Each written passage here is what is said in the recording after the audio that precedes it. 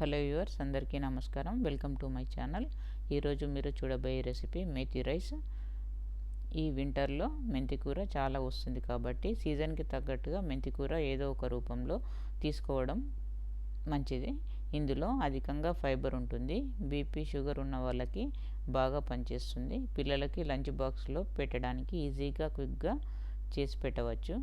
దీనికంటే ముందుగా రెసిపీ నచ్చినట్లయితే ప్లీజ్ సబ్స్క్రైబ్ చేసుకొని వీడియో స్కిప్ చేయకుండా ఫుల్ వీడియో చూడండి. అలాగే నచ్చితే ఒక లైక్ వేయండి. మీరు ఇచ్చే ఒక లైక్ ద్వారా మరికొంతమందికి రీచ్ అవుతుంది వీడియో. రెసిపీలోకి వెళ్దాము. ముందుగా స్టవ్ ఆన్ చేసుకొని ఒక గిన్నె పెట్టుకొని 3 to 4 టేబుల్ స్పూన్ ఆయిల్ వేసుకొని 3 లవంగాలు, 3 యాలకులు, 1/2 ఇంచ్ దాల్చిన చెక్క, 1/2 టీ స్పూన్ షాజీరా వేసుకొని ఫ్రై చేసుకోవాలి. అలాగే మీడియం సైజ్ ఉల్లిపాయ ఒకటి సన్నగా కట్ చేసుకొని వేసుకోవాలి. అలాగే 5 నుంచి 6 పచ్చిమిర్చి చీలికలు వేస్తున్నాను. ఇందులో కారం వేయం కాబట్టి పచ్చిమిర్చి ద్వారా వచ్చిన కారం మాత్రమే సరిపోతుంది. అలాగే ఒక క్యారెట్ సన్నగా కట్ చేసుకున్నది వేసుకోవాలి. ఇప్పుడు చెక్కు తీసి కట్ చేసినటువంటి ఆలుగడ్డను మీడియం సైజ్ది ఒకటి వేసుకోవాలి. తినేటప్పుడు క్యారెట్, ఆలుగడ్డ ముక్కలు వస్తే బాగుంటుందని వేశాను. ఆయిల్లో 5 నుంచి 7 నిమిషాలు మీడియం ఫ్లేమ్లో కలుపుతూ ఉడికించాలి. ఆలు పూర్తిగా ఉడికిన తర్వాత ఇప్పుడు కొద్దిగా 1/2 టీ స్పూన్ సాల్ట్ ఈ ముక్కలకు సరిపోయేటంత మాత్రమే వేస్తున్నాను. తర్వాత రైస్లోకి వేరే వేసుకోవచ్చు. ముందుగానే వేస్తే ముక్కలకి సాల్ట్ ఎక్కువైపోతుంది. అందుకని ముక్కలకు సరిపడా సాల్ట్ వేసాను. అలాగే 1/2 టీ స్పూన్ అల్లం వెల్లుల్లి పేస్ట్ వేసి పచ్చివాసన పోయేంత వరకు ఫ్రై చేసుకోవాలి.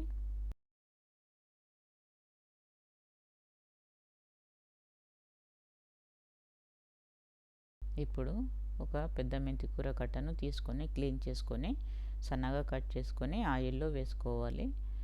ఆయిల్లో కలుపుతూ ఫ్రై చేసుకోవాలి. లేదంటే ఫ్రై కాకపోతే చేదొస్తుంది కూరకి. అందుకని ఫ్రై చేస్తూ కలుపుకోవాలి. ఈ విధంగా వీడియోలో చూపిస్తున్నట్లు. ఇప్పుడు బాగా ఫ్రై అయిన తర్వాత వండి పెట్టుకున్నటువంటి రైస్ని ఇందులో వేసేసుకోవాలి.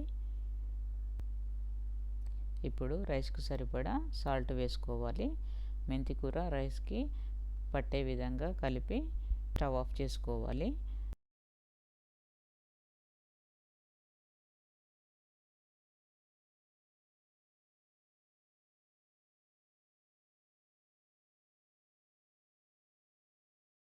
ఇప్పుడు ఒక నిమ్మకాయ పిండుకోవాలి. ఎంతో ఆరోగ్యకరమైన మెంతికూర రైస్ రెడీ అయిపోయింది.